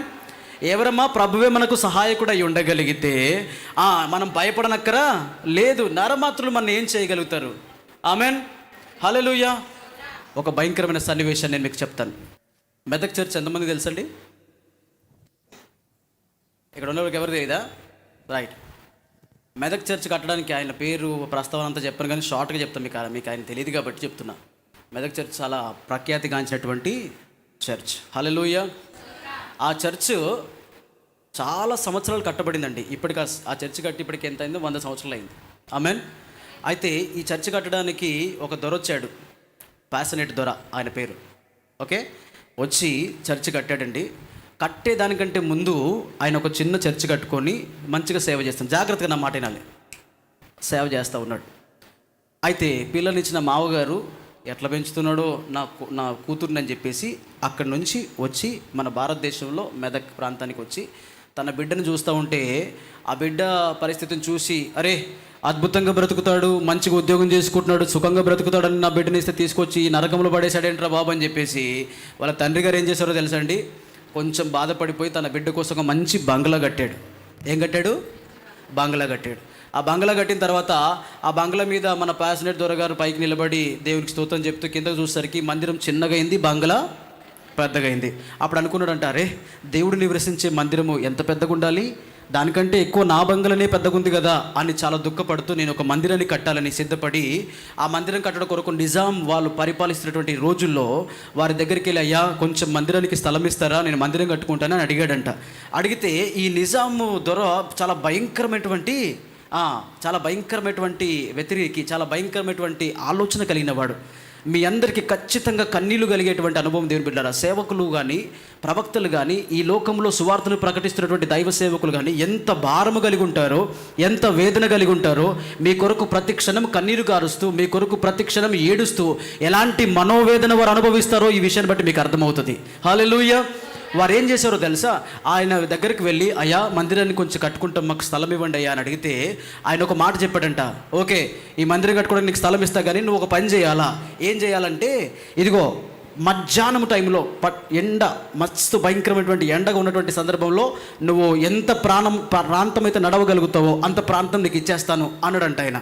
అయితే ఎందుకో ఈ మాట అన్నాడు తెలుసా? మనసులో ఒక కుట్ర పెట్టుకుని అన్నాడు. ఎందుకంటే వారు ఫారినర్స్ కాబట్టి ఇండియన్ వెదర్కి తట్టుకోలేరు. ఎందుకంటే తెలంగాణలో మాకు ఇంత వేడి అస్సలు ఉండదు, ఇక్కడ వచ్చిన తర్వాత నాకు చెమటలు గారిపోతున్నాయి, కేవలం ఈ వేడిని నేను తట్టుకోలేకపోతున్నానంటే వాళ్ళు ఫారినర్స్ కదా, వాళ్ళు వచ్చి ఈ ప్రాంతంలో భయంకరమైనటువంటి సేవా దృక్పథాన్ని కలిగి దేవుని రాజ్యాన్ని కట్టాలని తనకున్న సుఖభోగాలను విడిచిపెట్టి, తనకున్న బంగ్లాలను, ఉద్యోగాలను విడిచిపెట్టి సేవ కోసము ఇక్కడ తెలంగాణ ప్రాంతానికి వచ్చి మెదక్లో చర్చి కట్టడానికి డిసైడ్ అయితే వేడి తట్టుకోలేక తన భార్య ఇద్దరు చెరువులోనికి మునిగి, ఇదిగో ఇక్కడ వరకు మునిగి ఇక్కడ వరకు అలా చెరువులో నిలబడి అలాగే ఉన్నారు ఆ వేడిని తట్టుకోలేక. మొత్తము ఆ ఎండంతా తగ్గిన తర్వాత 4 గంటల సమయానికి మెల్లిగా చెరువుల నుంచి బయటకు వచ్చి ఇంటికి వచ్చేటువంటి వాళ్ళు. అయితే ఇది చూసినటువంటి ఈ నిజాం దొర ఏం చేశాడంటే, ఎట్టి పరిస్థితుల్లో మనోడు ఎండ తట్టుకోలేడు కాబట్టి నడుస్తున్న ప్రాంతంలోనే చచ్చిపోతాడు అని కుట్ర పన్ని తను ఏం చేశాడంటే, ఎండ టైంలో తనకి ఈ యొక్క పనిని పెట్టాడు. వెంటనే దానికి ఆయన ఒప్పుకొని ఆ ప్రాంతం అంతా నడుస్తూ ఉన్నాడంట, సొమ్మసిల్లిపోతూ ఉన్నాడట. నడిసి నడిసి నడిసి నడిసి నడిసి నడిసి చాలా ఎకరాల భూమి నడిచేశాడండి. నడిచేసి, అయ్యా ఇంత భూమి నడిచేశాడంటే, అరే వీడు చావలేదారా, వీడు చచ్చిపోతాడేమనుకున్న దేవుని మీద వినుకున్న ప్రేమ, కొంచెం దూరం నడవలేడు వీడు, చాలా దూరం నడుస్తాడు, అలా నడుస్తూనే చచ్చిపోతాడు అనుకున్నాను కదరా, కానీ వీడు చావలేదేంటి అన్న ఆలోచన ఆయన మనసులో మండిపోయి ఒక మాట అన్నాడంట, ఈ ఉదయకాలాన నేను మీ ఇంటికి వస్తున్నాను అని అన్నాడంట. ఎవరింటికమ్మా? పాస్టర్ గారి ఇంటికి వస్తానన్నాడంట. ఒక దొర పాస్టర్ గారి ఇంటికి ఎందుకు వస్తున్నాడో మీకు అర్థమైందా? చెప్తే గుండెలు పగిలిపోతాయి మీకు. ఎందుకో తెలుసా? ఆ యొక్క పాస్టర్ గారి భార్య తను చాలా అందగత్తె, చాలా ప్రార్థన పర్రాలు, కానీ మనుషులు లోకానికి ఎలా కనబడుతుంది, వేరే వ్యత్యాసంగా కనబడుతూ తన భార్య పైన అఘాయిత్యము చేయడానికి ఆలోచన కలిగి ఎవడైనా ఆపగలడా ఆయన్ని? ఎందుకంటే అధికారం కలిగిన వాడు కదా. అలా వెళుతా వెళుతా వెళుతా నేను ఈ ఉదయకాల సమయంలో మీ ఇంటికి వస్తున్నాను అని చెప్పగానే ఆ సంగతి కాస్త మన పాస్టర్ గారికి తెలిసి ఆయన ఏమైపోయాడంటే గుండె పగిలిపోయి, అయ్యా నీ సేవ నిమిత్తం వస్తే నా భార్యను బలి ఇవ్వాల్సి వస్తుంది ప్రభు, అయినను నేను కాడలేను ప్రభు అని 2 చేతులు తన భార్య చేతులు పట్టుకొని ఇద్దరు మోకరించి దేవుని సన్నిధిలో మొరపెడుతూ, ఇదిగో నా ప్రాణాన్ని సహితం లెక్క చేయకుండా ఈ యొక్క ప్రాంతంలో నీ రాజ్యాన్ని కట్టడానికి నేను నిలబడి ఉన్నాను ప్రభువా. ఇదిగో నీ చిత్తం ఏమైనదో అది మాత్రమే నా జీవితంలో జరగాలి. నా భార్య ఒకవేళ తన వశమైపోయినా పర్వాలేదు, నీ సేవ జరగడానికి నేను ఉద్దేశిస్తున్నాను ప్రభువా అని చాలా దుఃఖము చేత, చాలా వేదన చేత ఇద్దరు కన్నీరు కారుస్తూ ఉదయకాలన రాజుగారు వస్తున్నారని చెప్పేసి చక్కటి భోజనాలన్నీ సిద్ధపరిచి అన్ని రెడీగా పెడితే ఆ భయంకరమైనటువంటి మనసులో ఒక వేదనను కలిగి ఉన్నా కూడా తప్పదు కదా, దేవుని సేవ కోసం భారం భరిస్తున్నటువంటి వారిగా వీళ్ళు ఉన్నారండి. ఆ పరిస్థితులలో రాజు రానే వచ్చేసాడు. రాగానే అతని మనసులో ఉన్నటువంటి కుట్ర వీరికి ఏమీ తెలియదు అనుకున్నాడు ఆయన, కానీ వీరు ఆల్రెడీ దాని కొరకు ప్రార్థన చేస్తూనే ఉన్నారు. అయితే రమ్మనంటే పైనుంచి ఆమె బంగ్లా చాలా అందంగా ఉంటుందండి. దేవుని మహాకృపను బట్టి ఆ ప్రాంతంలో ఆ బంగ్లాలో నేను కూడా ఉండడానికి దేవుడు నాకు కృప చూపించాడు. హల్లెలూయా. ప్రియ దేవుని సంగమా, అక్కడి నుంచి ఆ బంగ్లా మీద నుంచి ఆమె దిగి వస్తూ ఉంటే దేవుడు సహాయము చేయువాడు అని చెప్పడానికి చాలా ఉన్నతమైనటువంటి సాక్ష్యం దేవుని బిడ్డలారా. ఆవిడ బంగ్లా మీద నుంచి దిగి వస్తూ ఉంటుంది, ఆమెకు 2 రెక్కలు ఇలా కనబడతా ఉన్నాయంట, రెక్కలు ఇలా ఊపుతా కనబడతా ఉంటే ఈ యొక్క నిజాం రాజుకి గజగజలాడిపోయింది, వణికిపోయింది ప్రాణమంతా కూడా. అయ్య బాబోయ్, ఇంత భయంకరమైనటువంటి మహిమను నేను చూడలేకపోతున్నాను, ఇంత భయంకరమైనటువంటి ఆ యొక్క వెలుగు నేను తట్టుకోలేకపోతున్నాను. అయ్యా, అప్పటి వరకు మాట్లాడే మాట మారిపోయింది. అయ్యా దయచేసి అమ్మగారిని లోపలికి వెళ్ళమని చెప్పండి అని లోపలికి పంపించి ఎంత ల్యాండ్ అయితే తను తిరిగాడో అంత ల్యాండ్ రాసిచ్చేసాడండి. హల్లెలూయా. అంత అద్భుతాలు చేయగలిగిన వాడు మన దేవుడు. నువ్వు అనుకుంటున్నావేమో చివరి వరకు నీ జీవితంలో ఇక చివరిగా ఒక అవకాశం మాత్రమే మిగిలిపోయిందని నువ్వు దుఃఖపడుతున్నావేమో కావచ్చు, కానీ ఆ చివరి క్షణంలో కూడా నా దేవుడు అద్భుతాలు చేయగలడు. Amen, amen. ఈ రోజున ఎంత వైభవం అండి. ఎప్పుడైనా మీరు హైదరాబాద్ వస్తే నేను మిమ్మల్ని తీసుకెళ్తానండి. ఎంత ఉన్నతమైనటువంటి మందిరం అంటే ఇప్పటికీ కొన్ని లక్షల మంది ప్రార్థనలు విన్నటువంటి మందిరం అది. ఆమెన్. కొన్ని లక్షల మందికి ప్రార్థనకు జవాబులు ఇచ్చినటువంటి మందిరం అది. హల్లెలూయా. దేవుడు తన మందిరంలో నివసించేవాడు. ఇప్పుడు మన మధ్యలో దేవుడు నివసిస్తున్నాడు కనుక మీతో మాట్లాడుతూ ఉన్నాడు. నీ ప్రతి పరిస్థితులలో కూడా నా దేవుడు సహాయము చేయగలిగిన వాడు. ఆమెన్. 2వ మాటకు వెళ్ళిపోదాం త్వరగా. రక్షించువాడు. మొదటి మాట ఏంటండి? సహాయము చేయవాడు. 2వ మాట రక్షించువాడు. బైబిల్స్ తెరిచి ఎస్తేరు గ్రంథము 4వ అధ్యాయం 16వ వచనం చదువుతున్నాను, జాగ్రత్తగా వినండి. నీవు పోయి షూషానునందు కనబడిన యూదులందరినీ సమాజ మందిరమునకు సమకూర్చి నా నిమిత్తము ఉపవాసం ఉండి 3 దినములు అన్నపానములు చేయకుండి, నేనును నా పనికత్తెలను కూడా ఉపవాసముందుము. ప్రవేశించుట న్యాయ వ్యతిరేకముగా ఉన్నను నేను రాజు యొద్దకు ప్రవేశించుదును, నేను నశించదను. చూడండి, నా వైపు చూడండి దేవుని బిడ్డలారా. ఇక్కడ ఎస్తేర్ అనేటువంటి ఒక స్త్రీ కనబడుతోంది. తిను కూడా ఒక అద్భుతమైనటువంటి నిర్ణయం తీసుకుంది. తన ప్రజలైనటువంటి యూదులందరినీ, ఇశ్రాయేలీలందరినీ కాపాడడం కొరకై హామాను పనినటువంటి భయంకరమైనటువంటి ఆలోచన, కుట్ర, దానికి బదులుగా దేవుని యొక్క సహాయము, దేవుని యొక్క రక్షణ నాకు కావాలి అని తనతో పాటు కొందరు కూడా ఉపవాస దినమును ప్రతిష్ఠించుకొని 3 దినములు యెహోవా సన్నిధిలో ఉపవాసం చేస్తున్నారంట. ఏమా? హల్లెలూయా. ఎన్ని దినాలు? మీరు ఎన్ని దినాలు చేస్తున్నారు? మీరందరూ ఎస్తేరులే. హల్లెలూయా, హల్లెలూయా. నేను ఎస్తేరు ఎందుకైతే అయ్యగారు? నేను మల్లమ్మ కాదా? నేను సుబ్బమ్మ కాదా? నేను శాంతమ్మ కాదా? శాంతమ్మ మీ అందరికి గుర్తుంది అనుకుంటా, బాగా గుర్తుంది కదా శాంతమ్మ. మధ్యాహ్నం శాంతమ్మ గారు పరిచయం అయ్యారు మనకి. హల్లెలూయా. ఎస్తేరు మీ పేరు కాకపోయినా మీ బ్రతుకు ఎస్తేరుగా మార్చబడును గాక. హల్లెలూయా. ఎస్తేరుకున్నటువంటి పట్టుదల, ఎస్తేరుకున్నటువంటి మహోన్నతమైనటువంటి దేవుని పైనటువంటి గొప్ప ఆలోచన మీ అందరి జీవితంలో కూడా దేవుడు కలగ చేయును గాక. Amen, amen. గట్టి చెప్దాం, ఆమెన్. సంగమా వినండి, ఇక్కడ కనబడుతున్నటువంటి విషయం ఏంటంటే 3 దినములు వారు ఉపవాస ప్రార్థన చేస్తూ ఉన్నారంట. ఓ మాట చెప్పనా, ఇశ్రాయేలు ప్రజల్లో ఈ ఉపవాసం అనేది ఒక వాడుకగా మార్చబడింది. ఎందుకు వాడుకగా మార్చబడిందంటే, నా వైపు చూడండి అందరు. ఏదైనా భయంకరమైనటువంటి ఒక కార్యం చేయాలనుకున్నారనుకోండి, మీ మనసులోకి వచ్చే ఆలోచన ఏంటి? మామూలు ప్రార్థనతో ఇది సాధ్యం కావట్లేదు, ఏం ప్రార్థన చేయాలనుకుంటారు మీరు? ఉపవాస ప్రార్థనకు ఒక ప్రత్యేకమైన శక్తి ఉన్నదని ఈ తరం నుండి కాదు, మన పూర్వీకులందరూ కూడా అది చేస్తూనే వచ్చారు. మీకు ఒక మాట చెప్తాను, బైబిల్స్ తెరిచి ప్రతి కష్ట పరిస్థితులలో వీరు ఉపవాసం ఎలా చేశారో న్యాయాధిపతుల గ్రంథము 2వ అధ్యాయం 20వ అధ్యాయం చూడండి. తీసారమ్మా, 20వ అధ్యాయం 26వ వచనం చదువుదాం.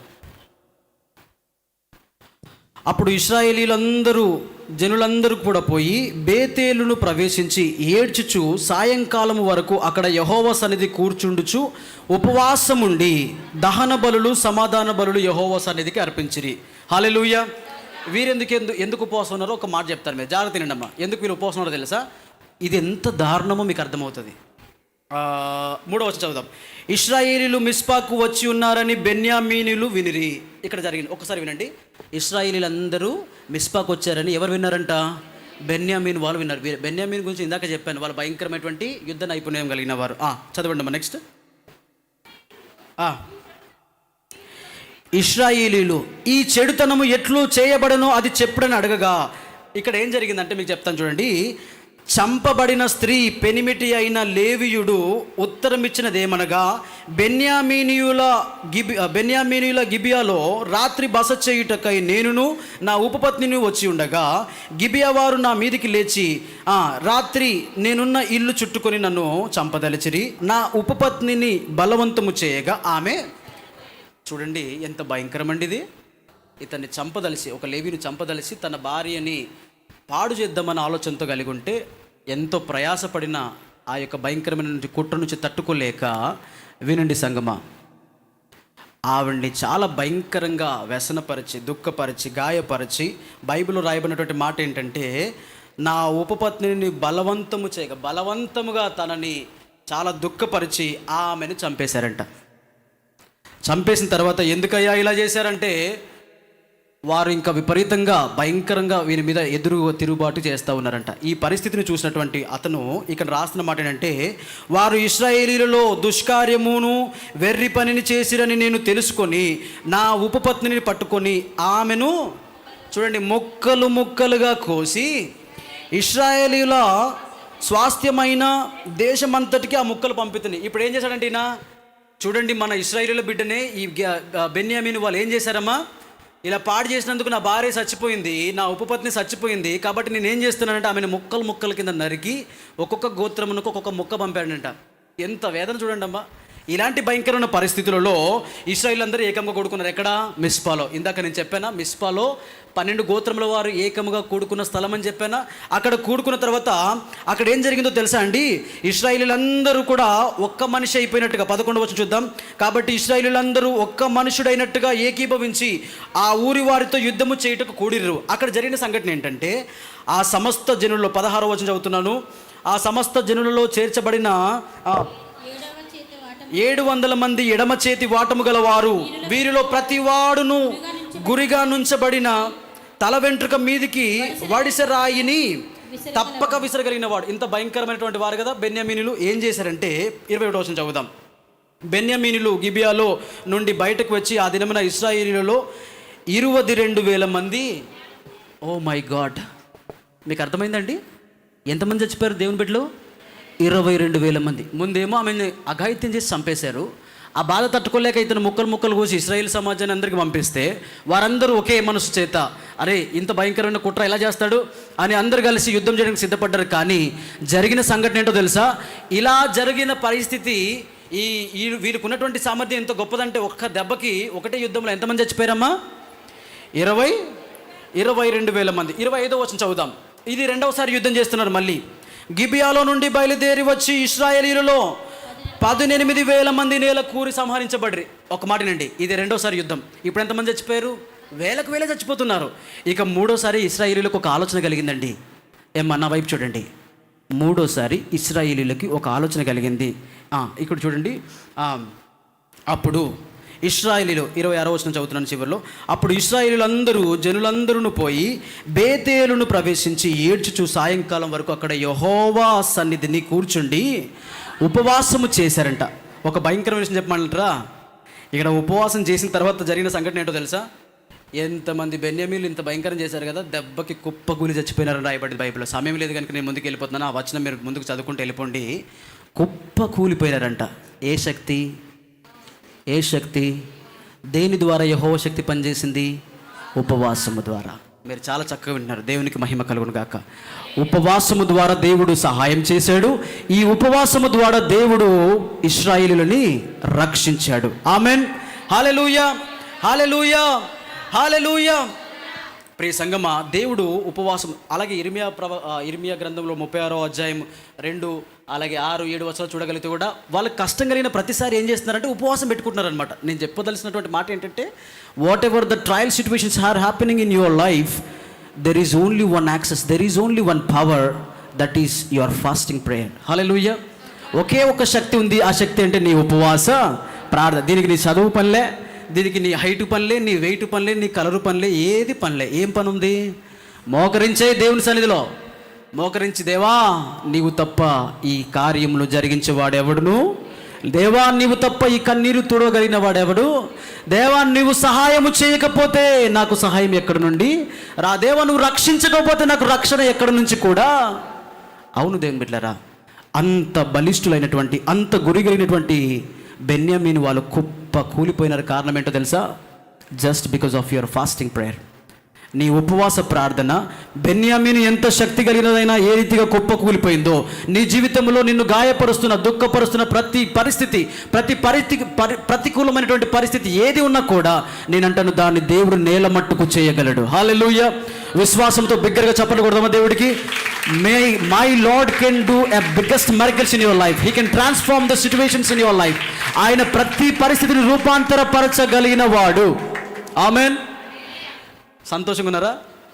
బలంగా దేవుడు మాట్లాడుతున్నాడా? నీ దేవుడు నీకు సహాయం చేయడానికి ఈ రాత్రి సిద్ధంగా ఉన్నాడు.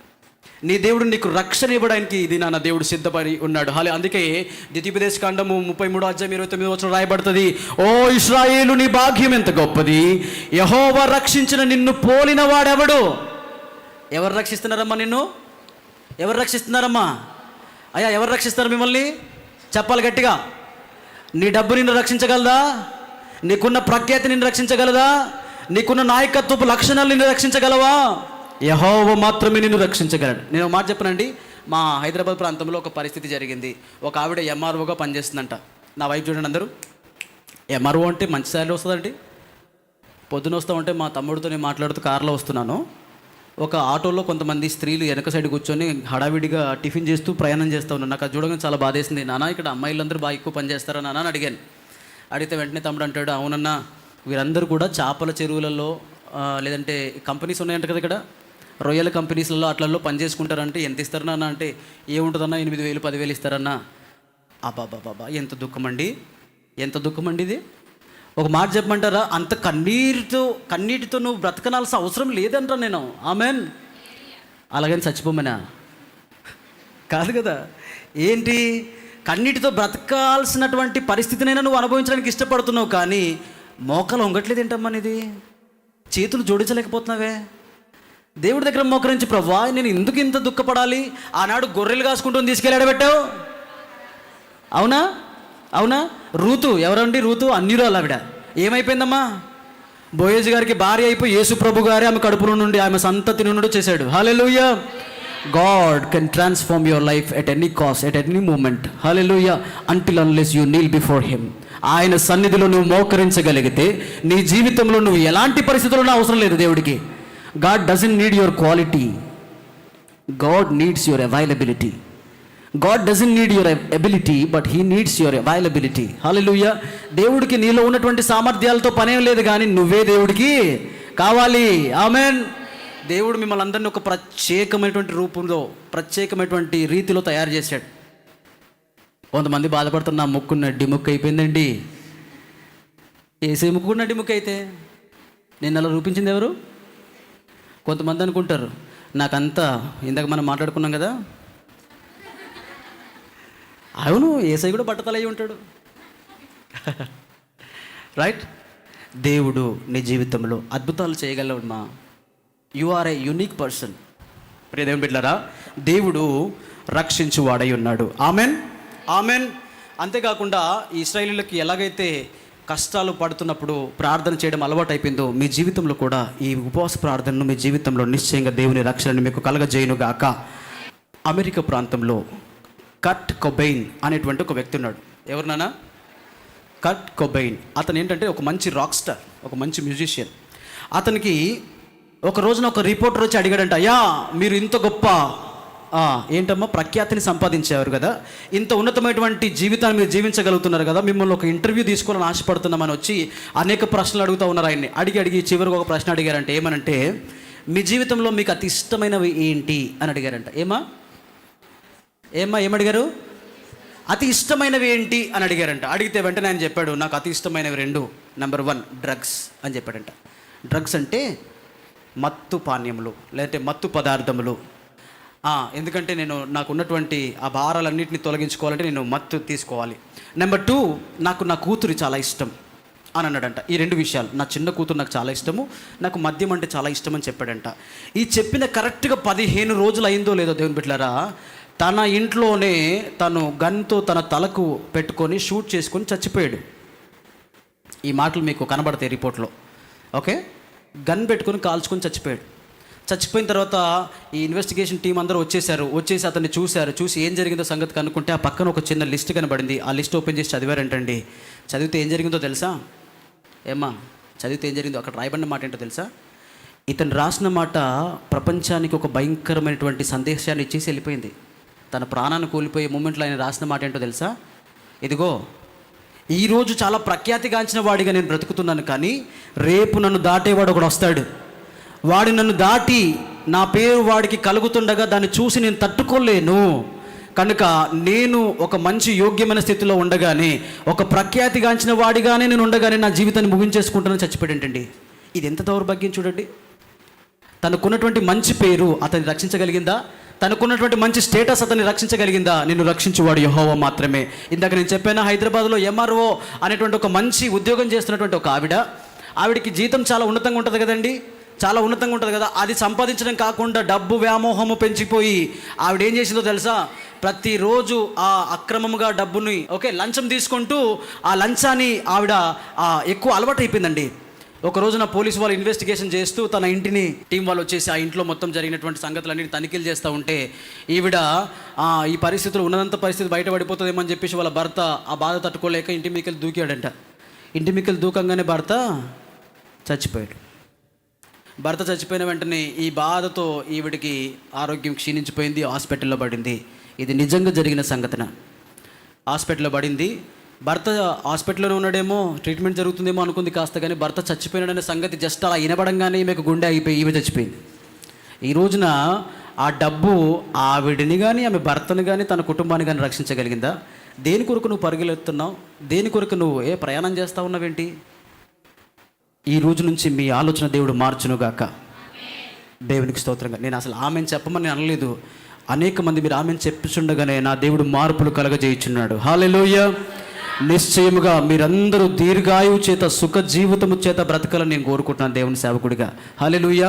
మీరు జీవించుదురుగాక, అనేకుల్ని జీవింప చేయుదురుగాక.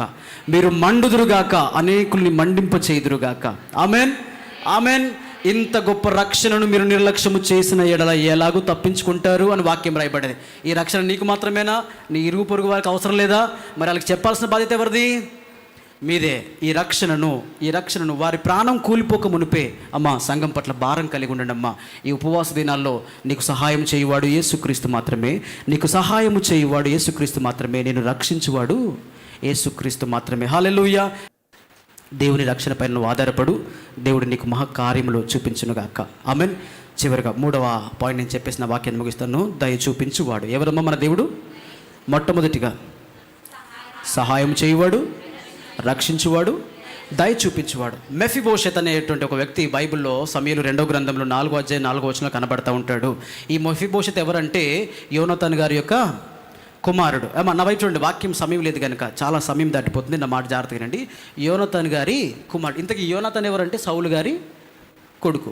సౌలు గారి కుమారుడైన యోనాతాను గారి కుమారుడు మెఫీబోషెత్. ఆమెన్. ఒక్క మాటలు చెప్పాలంటే సౌలు గారి మానవుడు. ఆమెన్. అయితే యుద్ధంలో సౌలు గారు తన కుమారుడు యోనాతాన్ గారు చచ్చిపోయిన పరిస్థితుల్లో ఇక మెఫీబోషెత్ అప్పుడు ఎంత ఉన్నాడంట, 5 సంవత్సరాలు ఉన్నాడంట. ఈ 5 సంవత్సరాల పిల్లోడు కూడా చంపేస్తారేమని చెప్పేసి వాళ్ళ దాది వాళ్ళ అమ్మమ్మనో నానమ్మనో ఎత్తుకొని వెళ్తా ఉంటే పరుగులు ఎత్తా ఉంటే సడన్గా జారి కింద పడిపోతే 2 కాళ్ళు ఇరిగిపోయినాయి. ఇరిగిపోయిన తర్వాత కుంటివాడిగా మిగిలిపోయాడు. సౌలు ఏంటండి, మహత్యము కలిగినటువంటి అభిషేకించబడినటువంటి రాజు కుమారుని కొడుకు, అంటే రాజు యొక్క మనవడు ఎలా బ్రతకాలండి, మహోన్నతమైన స్థితిలో బ్రతకాలి కదా. ఇతని పరిస్థితి చాలా దారుణంగా, ఎక్కడో హాస్టల్లో అనుకోండి, సింపుల్గా మీకు అర్థం కాదని చెప్తున్నాను. హాస్టల్లో బ్రతుకుతున్నటువంటి, తిండి సరిగ్గా లేక ఆకలి దప్పుకలతో బట్టలు లేకుండా ఉన్నటువంటి పరిస్థితుల్లో ఉన్న ఆ మెఫీబోషెత్కి దేవుడు ఒక కృప చూపించాడండి. హల్లెలూయా. సమూయేలు 2వ గ్రంథం దయచేసి త్వరగా బైబిల్ తెరవండి. 9వ అధ్యాయం 8వ వచనం. 9వ అధ్యాయం 8వ వచనం. అతడు నమస్కరించి, చచ్చిన కుక్క వంటి వాడనైనా నా ఎడల దయ చూపుటకు నీ దాసుడనైనా నేను ఎంతటి వాడు. ఈ మాట ఎవరితో చెప్తున్నాడో తెలుసా అండి? దావీదు గారికి ఒక ఆలోచన కలిగిందండి. నా వైపు చూడండి అందరూ. దావీదు గారికి ఒక ఆలోచన కలిగింది. చూడండి 9వ అధ్యాయం 1వ వచనం చదువుతున్నాను. యోనాతాన్ను బట్టి నేను ఉపకారము చూపుటకు సౌలు కుటుంబంలో ఎవడైనా కలడా అని దావీదు అడిగెను. సౌలు కుటుంబమునకు సేవకుడగు సిబాయాను ఒకడుండగా వారు అతనిని దావీదు నొద్దకు పిలువనంపించిరి. రాజు, సిబావు నీవే కదా అని అడుగగా అతడు, నీ దాసుడైన నేను సిబావును అనెను. అయితే ఇక్కడ మీరు 4వ వచనంకి వెళ్ళిపోండి. అతడక్కడ ఉన్నాడని రాజు అడగగా సిబా, చిత్తగించుము, అతడు లోదెబారులో అమీయేలు కుమారుడగు మాకీరు ఇంటనున్నాడని రాజుతో చెప్పాడు. అప్పుడు రాజైన దావీదు మనుషులను పంపి లోదెబారులోనున్నటువంటి అమీయేలు కుమారుడగు మాకీరు ఇంట నుండి అతన్ని రప్పించెను. సౌలు కుమారుడైన యోనాతానుకు పుట్టిన మెఫీబోషెత్ దావీదు నొద్దకు వచ్చి సాగిలపడి అప్పుడు దండం పెట్టి, అయ్యా, అసలు ఒక మాట చెప్పిన, సౌలు చచ్చిపోయాడు, యోనాతాను చచ్చిపోయాడు, ఒక మనవడు మిగిలిపోయినాడంట అనే సంగతి ఇప్పుడు దావీదు గారు అతన్ని పిలిపించుకున్నాడు తన రాజ్యానికి. నేను ఒక మాట అంటాను, ఎలాగుంటుందంటారు మెఫీబోషెత్ పరిస్థితి?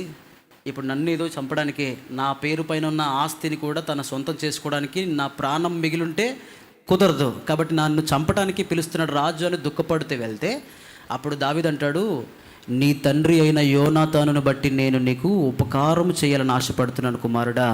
హల్లెలూయా. ఓ మాట చెప్పనండి, ఇంత దయ దావీదుకి మెఫీబోషెత్ పైన ఎందుకు పుట్టిందో తెలుసా? మెఫీబోషెత్ పైన ఫస్ట్ దేవుడికి దయ పుట్టింది. హల్లెలూయా. కుంటివాడిగా ఉన్నటువంటి మెఫీబోషెత్, అక్కడ రాయబడినటువంటి మాటలేంటో తెలుసా? నానా, ఇక నుంచి నీ జీవితంలో ఏ కొరత కానీ, ఏ లేమి కానీ, ఏ ఆకలి దప్పికలు కానీ ఉండవు నానా. ఇదిగో నువ్వు నాతోనే ఉండు, నీ తండ్రి లేదంటే నీ తాత సంపాదించినటువంటి భూమి ఆస్తి అంతటిని నీ పేరు మీద రాసిచ్చేస్తున్నాను. అంతేకాకుండా నువ్వు బ్రతుకు దినములన్నిటి కూడా నా భోజనపు బల్లపు దగ్గర నువ్వు భోజనం చేస్తావు. అబాబాబాబా, ఆలోచన చేయండి. దేవునికి దయ పుట్టగలిగితే నీ జీవితానికి ఒక పరమార్థం వచ్చేస్తుంది. హల్లెలూయా, హల్లెలూయా. ఇది దేవుడి యొక్క దయ. ఈ ఉపవాస దినాల్లో దేవుడు తన సహాయమును, తన రక్షణను, రక్షణ అంతేకాకుండా తన యొక్క దయను మీ పట్ల చూపించాలని ఒక సేవకుడిగా ఈ మాటలు తెలియజేస్తూ, బైబిల్ రాయబడింది కీర్తన గ్రంథం 30వ అధ్యాయంలో 5వ వచనంలో, ఆయన కోపం నిమిషం మాత్రమే ఉంటుంది, కానీ ఆయన దయ ఆయుష్కాలం అంతా కూడా ఉంటుంది. హల్లెలూయా. బహుశా దేవుని సన్నిధిలో నువ్వేమైనా పొరపాటు చేసావా? బహుశా దేవునికి అయిష్టమైన కార్యాలు నువ్వేమైనా చేసావా? ఒకవేళ నీ పట్ల దేవుడు కోపం కలిగి ఉన్నాడా? ఆ కోపాన్ని దేవుడు మార్చుకోవడానికి ఇష్టపడుతున్నాడమ్మా. ఒకవేళ నువ్వు సిద్ధపడగలిగితే, అయ్యా నన్ను మన్నించు నాయనా, ఇక నుంచి నీ పైన నేను ఆధారపడి నీ సహాయాన్ని, నీ రక్షణను, నీ దయను నేను సంపాదించుకోవాలని ఆశపడుతున్నానయ్యా అని నువ్వు ప్రార్థన చేయగలిగితే, సామెతల గ్రంథం 3వ అధ్యాయంలో ఒక మాట రాయబడుతుంది, అప్పుడు దేవుని దృష్టి యందు, మానవుల దృష్టి యందు నీవు దయనుంది మంచివాడవని అనిపించుకుంటావు. ఎప్పుడంటే పైన రాయబడతాయి. మొదటి వచ్చిన చదువులో ఒకసారి చివరిగా మాట చదవండి. నా కుమారుడా, నా ఉపదేశాన్ని నువ్వు మరవద్దు, నా ఆజ్ఞలను గైకోవాలి, అవి నీకు దీర్ఘాయువు, సుఖజీవితము, శాంతి. ఆమెన్. ఒక మనిషికి 3 కంటే ఇంకేం అవసరం లేదనుకుంటాను నేను. దీర్ఘాయువు, సుఖజీవము, శాంతి.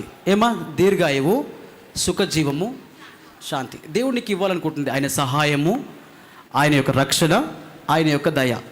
సహాయము, రక్షణ, దయ, వీటిని నువ్వు సంపాదించుకోగలిగితే నిశ్చయంగా నీ జీవితము మార్పు నొందుతుంది. ఒకవేళ దేవుని సహాయం నీకు కావాలని ఆశపడుతున్నావా? దేవుని రక్షణ నీకు కావాలని ఆశపడుతున్నావా? దేవుడు నీ పట్ల జాలి పడితే నీ బ్రతుకు ఎంత ఉన్నతంగా ఉంటుందో మెఫీబోషెత్ జీవితం బట్టి మనం తెలుసుకున్నాం కదా. ఆ దయ నీకు కావాలని ఆశపడుతున్నావా? ఒకవేళ దేవునికి అయిష్టమైన కార్యాలు ఆనాడు ఇశ్రాయేలు చేసినట్టుగా ఏమైనా నువ్వు చేసావు, ఒకసారి జ్ఞాపకం చేసుకొని దేవుని సన్నిధిలో పశ్చాత్తాపడతావా? అమ్మా, నేను ఒక మాట చెప్తున్నాను. God expecting something from you. మీ నుండి దేవుడు ఏదో ఆశిస్తున్నాడు. దేవుడు తనకు మీరు స్వకీయ జనముగా ఉండాలని ఆశపడతా ఉన్నాడు. తన సొత్తైన బిడ్డలుగా ఆయన మిమ్మల్ని మార్చుకోవాలని ఆశపడుతున్నాడు. ఎందుకు నీ అతిక్రమమును బట్టి, ఎందుకు నీ పాపమును బట్టి ఆయనకు దూరంగా ఉండి ఇంకా దుఃఖంలో కన్నీటిలో ఉంటావు? ఆలోచించేయి. ఒక్కసారి దేవుని సన్నిధిలో మోకరిస్తావా? ప్రభువా, ఈ ఉపవాస 2వ దినమున నీ సన్నిధిలో నీ వాక్కు చేత నాతో మాట్లాడేవు కదా నాయన. ఇదిగో నా జీవితం ఒక్కసారి పరిశీలన చేసుకుంటున్నాను ఆయన. అందరూ కూడా మీ యొక్క మనస్సును తెరచి అందరూ మోకాల మీదకి రండి. అందరూ కూడా మోకాల మీదకి రండి. అప్పుడు వారు మోకాలుండి దేవుని సన్నిధిలో ఉపవాసం చేత ప్రార్థించారనే మాటని జ్ఞాపకం చేసుకుంటూ దేవుని సన్నిధిలో మనమందరము కూడా సిద్ధపడదాం. దేవుని బిడ్డలారా, కమాన్. This is the precious time that God has given to us to transform our life. మన జీవితాన్ని దేవుడు మార్చుట కొరకై తాను ఉద్దేశించినటువంటి సంగతులను మన పట్ల బయలుపరిచింటుండగా దేవుని సన్నిధిలో మనమందరము కూడా పశ్చాత్తాపడదామమ్మా. పశ్చాత్తాపడదాం. అందరూ కూడా let us all kneel before God. దేవుని సన్నిధిలో మనందరం కూడా మోకరిద్దామమ్మా.